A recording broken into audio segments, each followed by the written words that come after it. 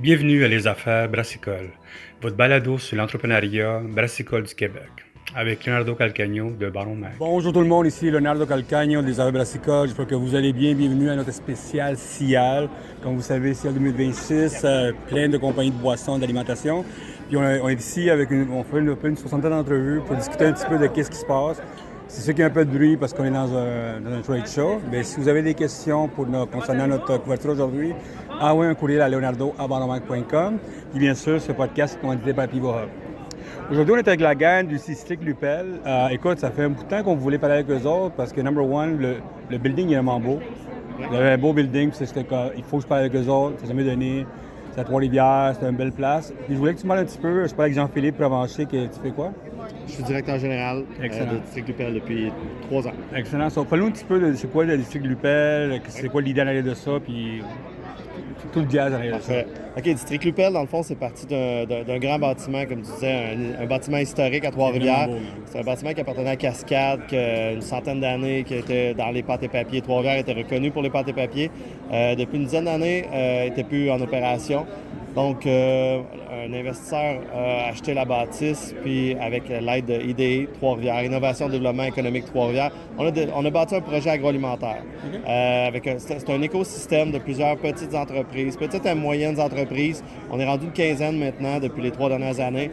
De créer une cohésion, des échanges, du partage entre les entreprises. On se considère comme un accélérateur d'entreprises agroalimentaires.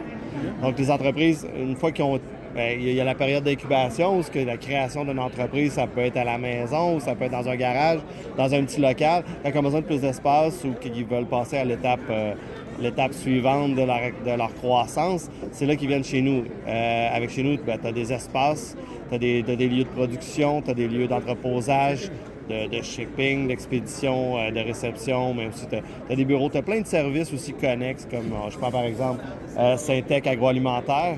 Innofib, c'est des entreprises qui sont connexes, mais qui sont attachées, qui sont partenaires au projet, qui viennent aider les entreprises dans leur croissance. Excellent. En dehors du côté, tu sais, le côté physique, le côté logistique, tout ça, est-ce que vous avez des conférences, est-ce qu'il y a de l'argent qui peut être à l'arrière de ça, ou vous êtes vraiment uniquement une place, comme un accélérateur uniquement pour le monde aller brasser chez vous, cuisiner chez vous, tout ça? Il y a les deux. Il y a des conférences, oui, il y en a. Il y a des événements que Syntec Agroalimentaire fait des événements une fois de temps en temps pour montrer aux entreprises quels sont les services qu'ils peuvent amener.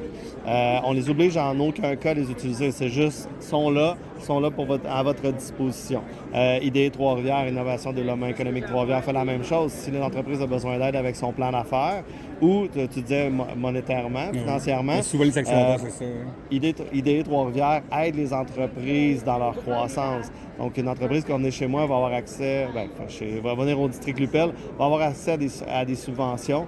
Des subventions qui peuvent varier, mais qui peuvent aller au-delà du 10 000 pour pouvoir accélérer leur croissance dans l'achat d'équipements ou dans les améliorations locatives. Peuvent être appliquées un peu, ça va dépendre du plan d'affaires puis de la raison d'entreprise. Si vous êtes à Trois-Rivières, vous autres, vous êtes comme dans le coin de Québec, Montréal, tout, l'eau, vous avez tout à l'arrière de ça. C'est quoi les plus grosses tendances alimentaires qui existent maintenant chez vous, dans votre coin, vous autres, ou chez Lupel? C'est quoi les tendances qui existent le plus? Présentement, je dirais, il n'y a pas vraiment de Moi, je vois tendance beaucoup de comme boissons telle. chez vous, mais Il y a une romerie, la romerie Grand Charbon qui est là, vous qui avez était un 5 des brasseries dans premiers. le coin, à peu près, hein? On a pour l'instant, on n'a pas de microbrasserie, mais on a le Torré, qui est un torréfacteur de café. Ensuite, on a Urbanité, qui est du thé.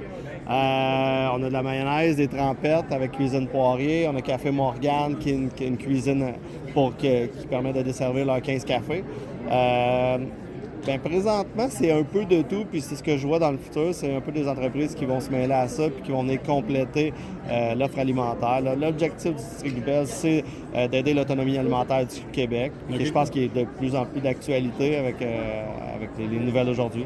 Nous autres, en plus, une des raisons qu'on a commencé à de plus en plus parler d'alimentation, c'est qu'on a beaucoup de compagnies de la boisson qui veulent se lancer dans l'alimentation. C'est un petit peu l'idée de Torré Café sur la rue, mais ça, c'est une compagnie de bière qui sont lancées là-dedans aussi, tu sais. Mais c'est quoi les conseils pour les donner au monde qui veut se lancer dans l'alimentation? Parce que, tu sais, on a fait des entrevues avec Costco, on a fait des entrevues avec tout le monde pour nous parler un petit peu de ça. Et pour Lupel, c'est en dehors du lait, quels sortes de conseils vous pouvez donner aux autres? conseils que je peux C'est une donner grosse aux question. entreprises? Ouais, c'est ça. Je me considère pas comme étant un expert de l'agroalimentaire. Mais il y a des défis quand le monde mais arrive chez vous avec leurs questions, leurs défis, tout ça. le gros défi, souvent, c'est de l'espace. Eux sont experts en production alimentaire, en transformation, mais ne sont pas experts quand on va parler de construction, quand on va parler de réglementation, de permis, de subvention. Fait que c'est là que, tu sais, c'est peut-être une compagnie qui va débuter ou qui veut juste aller au prochain niveau, c'est de bien s'entourer. Je pense que c'est représentatif de District UPS, c'est d'aller chercher tous les services connexes qui vont te permettre d'avoir toutes les informations, mais qu'est-ce que tu manques? T'sais? Est-ce qu'il y a une expertise que tu as besoin juste dans l'aménagement de ton local? Comment tu vas manager ton local pour aller chercher les réglementations qui vont être nécessaires pour la production? C'est toutes des choses que tu as besoin de savoir. Puis, des fois, les entreprises vont y aller à tâtons, à essai-erreur. Ça peut être coûteux pour une jeune entreprise de faire une erreur à ce stade-là. Ça va peut-être l'empêcher justement de poursuivre. Versus s'ils sont bien accompagnés, ils vont éviter ces erreurs-là. Puis c'est un peu ce que nous, on a fait quand on a créé le District UPL. On a été voir d'autres projets qui étaient similaires, comme la centrale agricole à Montréal, le garage, Mycelium à Québec. C'est toutes des entreprises, c'est des organisations qui ont fait un peu ce qu'on fait, puis on a été chercher leur expertise, on a été chercher qu'est-ce qu'ils ont fait de bien pour essayer, et aussi d'essayer d'éviter qu'est-ce qu'ils ont fait de mal. Je dirais que c'est le conseil que j'aurais pour une jeune entreprise, c'est vraiment d'aller chercher ces informations-là au début pour éviter les erreurs. Est-ce que vous attendez au CIA, aux autres? Nos attentes, c'est de faire connaître le projet. Okay. Pour vrai, c'est de plus en plus, les gens en entendent beaucoup parler, mais ne savent pas c'est quoi. Fait de leur expliquer, d'en faire connaître le plus possible, parce qu'on a encore énormément de place dans le bâtiment. C'est 300 000 pieds carrés. C'est ça que j'allais dire, mais c'est un gros. Chaque fois que je passe par là en auto, c'est huge. C'est 300 000 pieds carrés. On est peut-être un cinquième d'occupés actuellement. Fait qu'il y a encore de la place. On pourrait être à terme plus de 50 entreprises dans le building. Bien, excellent. Si quelqu'un veut vous contacter, comment ça fonctionne? Jean-Philippe Provencher, ça peut être à travers plateforme LinkedIn ou ça peut être directement sur notre site web districtupel.ca. Question pour vous, est-ce que les compagnies peuvent arriver n'importe quand ou vous avez comme des moments dans l'année qui rentrent, soit des compagnies c'est comme à coup de trimestre, à coup dans l'année ou c'est n'importe quand? N'importe quand, c'est selon... c'est nous qui va s'adapter à eux, leurs besoins. Si c'est dans 1 an, 2 ans, nous, ça nous aide à prévoir toutes les améliorations qui sont nécessaires. Mais on a déjà eu des demandes que j'en ai besoin demain.